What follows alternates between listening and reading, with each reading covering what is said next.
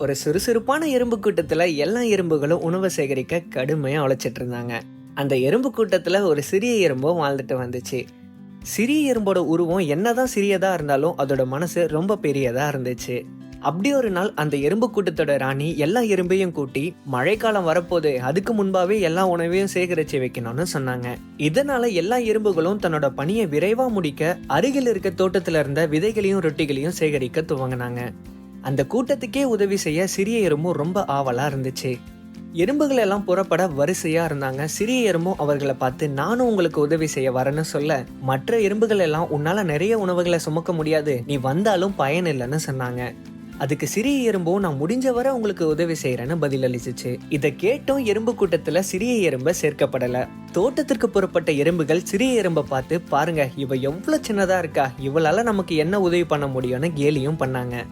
இதை கேட்டும் சிறிய எறும்பு அதை பொருட்படுத்தாம நம்மளோட பலம் இவங்களுக்கு நிரூபிக்கணும்னு உறுதியா இருந்துச்சு.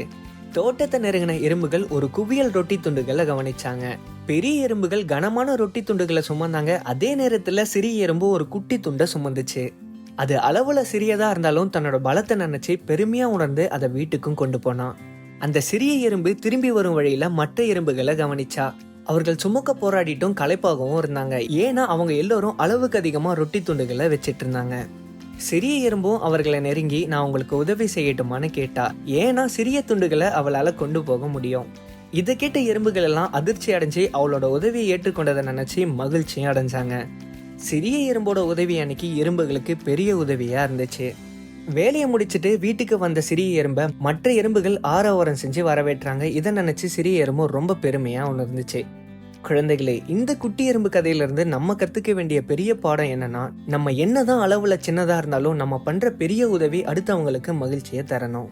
இது மாதிரி வீடியோஸ் பார்க்கணும்னா சேனலை சப்ஸ்கிரைப் பண்ணுங்க.